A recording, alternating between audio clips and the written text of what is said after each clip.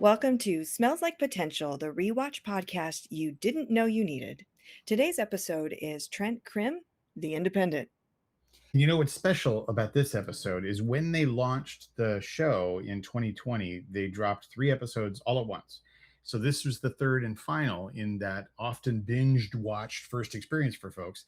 And we were in the pandemic, if you remember. And so folks really needed to have some sort of uplifting, positive show to connect with in the midst of that global crisis. Time has been a little bit irrelevant for me since 2020, but I do believe that I remember the initial 3 episode drop. So it was powerful because you got hooked by that third episode. The characters really kept you wanting to come back. They weren't flat. They weren't one dimensional.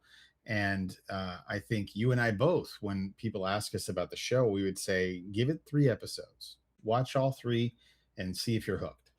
I know I had people that would not know about the show until season 2, and I would definitely say, just come watch the first 3 episodes with me. And it usually resulted in, oh, I need a subscription to Apple TV now.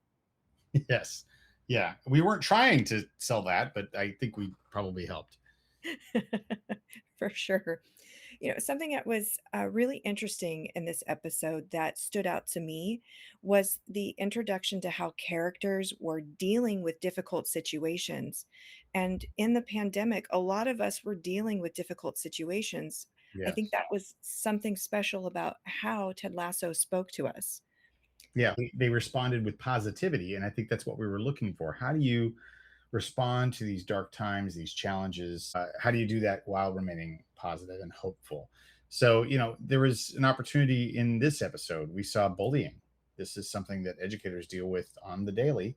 And we saw it live in a locker room. This is sort of the stereotypical bullying, mostly of Nate. It was a bothersome issue to see and know that he's such a sweet and intelligent character. And here he is being manhandled by the team and other players.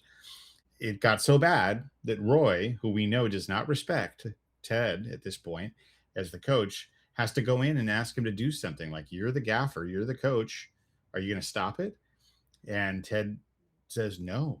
And it's kind of a surprise moment. It certainly surprises Roy. I think it even surprises Coach a little bit.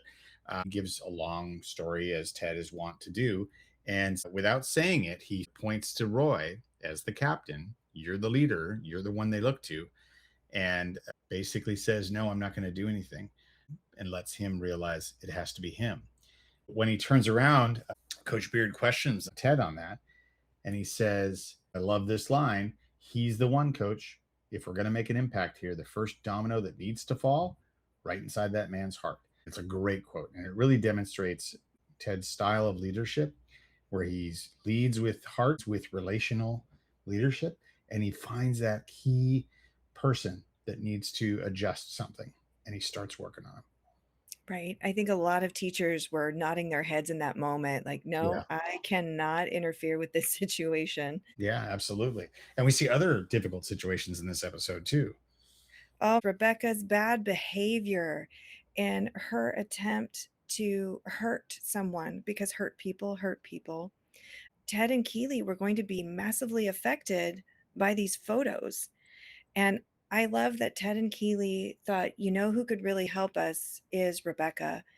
And they didn't know that Rebecca was the one that asked for those photos. And Rebecca said, you know what? I know the owner. I can get this story stopped.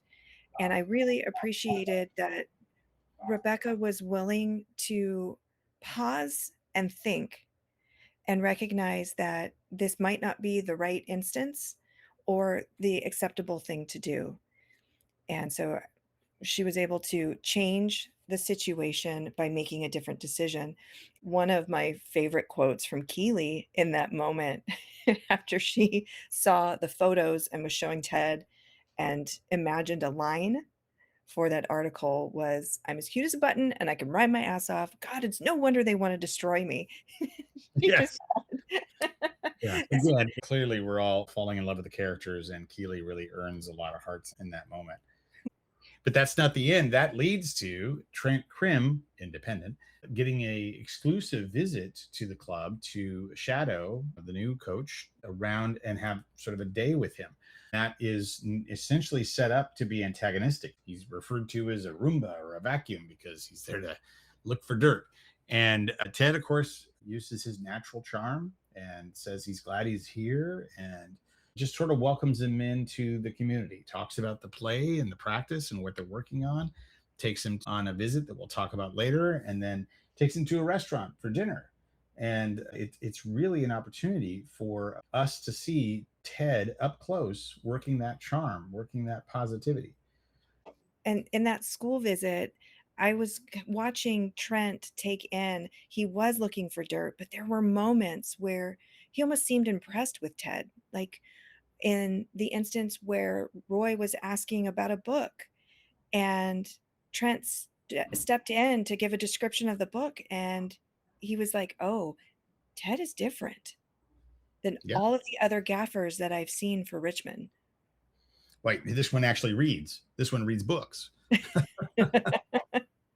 Yes, and so that moment when Wrinkle in Time is mentioned really makes a difference for Trent. Clearly, he's probably a fan of that book. So then, when they go off to dinner, it's a repeat of a cameo. We see a face that we saw from the very first episode, and it's Ollie. He's the driver that took Ted and Coach from the airport to Richmond.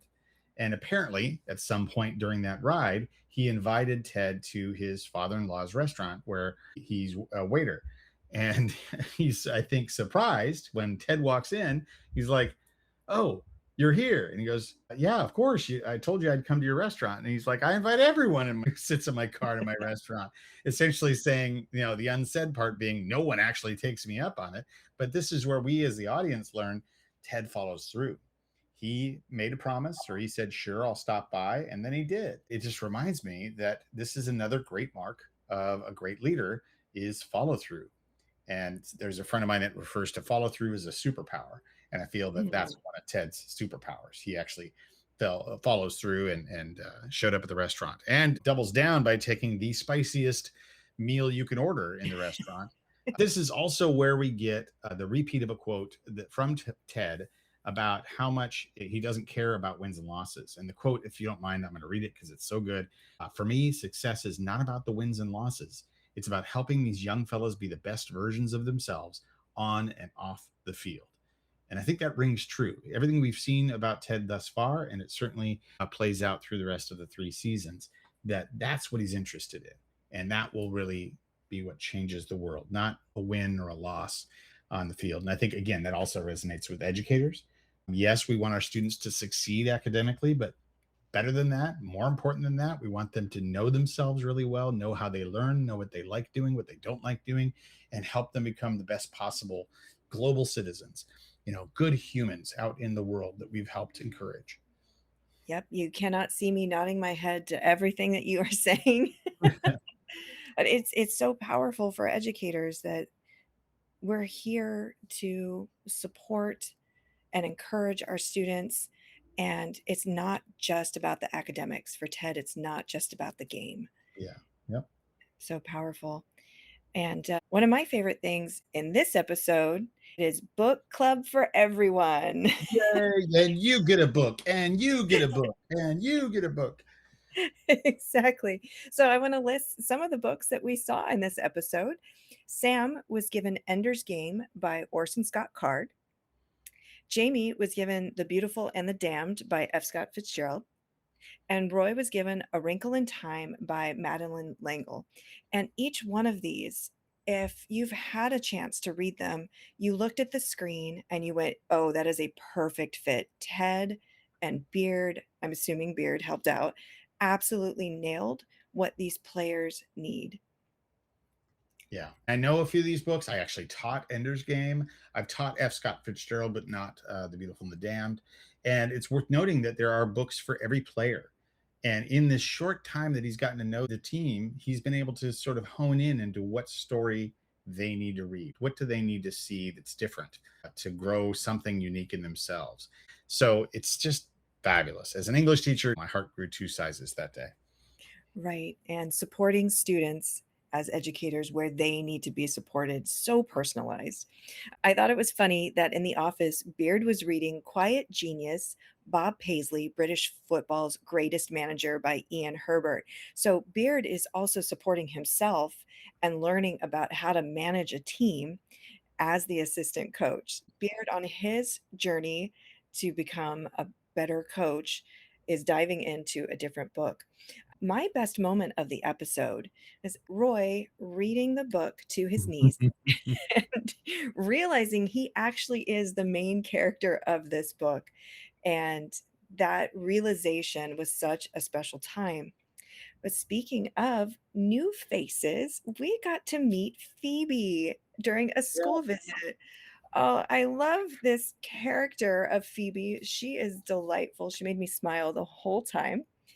And her first interaction with Ted is just nailing him in the nose with a soccer ball. Yep. And the other thing too, and it's subtle, is that Roy is presented until this moment as, angry and strong and a leader, and I'm going to do it my way, and no one can convince me otherwise. And this is the first episode where we see someone have some sway, some influence, and it's not one of the main characters; it's his niece Phoebe. She's able to sort of rein in his cursing to a degree, not very well, but she Not also well, makes him want to be better. You can tell, right? He wants to be a good uncle for his niece Phoebe. right? So loving, and I particularly loved watching their relationship grow across the 3 seasons, so this is the Yeah. first time we got to meet Phoebe.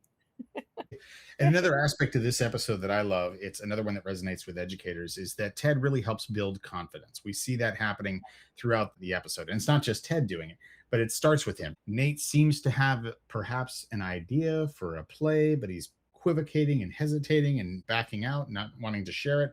Ted insists and says this funny line is, I have a tricky time hearing folks that don't believe in themselves.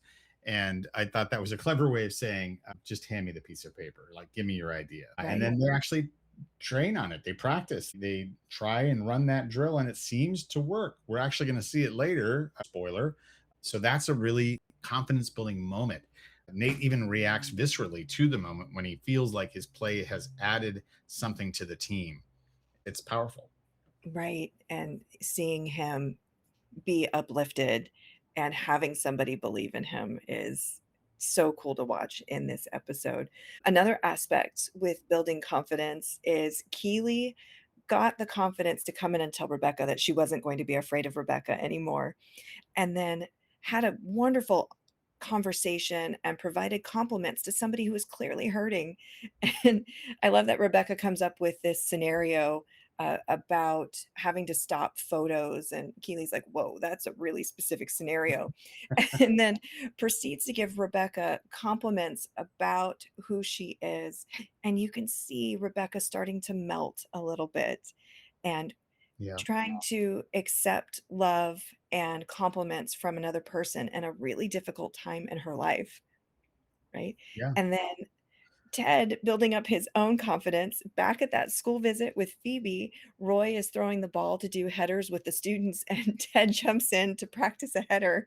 And I thought, even the coach needs to work on building his own confidence. Yeah, it's I'm only willing to lead in the things that I'm willing to try. It's a servant leadership example that he jumps in with there. I love that as well. And of course, Trent calls it out in the fairly long paragraph we get read from the pre-release version of the article that Trent eventually writes. He says Ted allows followers to become leaders, and Mhm. it's absolutely correct. It's a spot on recognition. And he probably is thinking about Nate when Nate was raised up, not just as a follower, but as a leader, and other things that he saw during his day long visit. Trent called that out in his article about Ted. And I think that's another building confidence aspect that we see in this episode. Trent was like, "Wait, you're letting your kit man call Yeah. the plays?" But Ted views it as everybody is on the team, and it's just way to let Ted be Ted. Yes. Yes. To coin a phrase. Oh, hey, last episode, we talked about our season 4 suggestion box, and I realized that We actually want to hear all of your suggestions out there too. So please go to tedpotential.us and drop in your dreams, hopes, and insights for season 4. Yeah, we figured it'd be easier if we actually had a suggestion box on the website, so we built it. Just keep in mind, everybody, we're work in progress. For But sure. we really appreciate y'all tuning in, and we'll catch you tomorrow for our reaction to season 1, episode 4, entitled "For the Children." And as we always do, we got a closing quote. It's wit and wisdom. Well, that's the funny thing about coincidences, isn't it? Sometimes they just happen.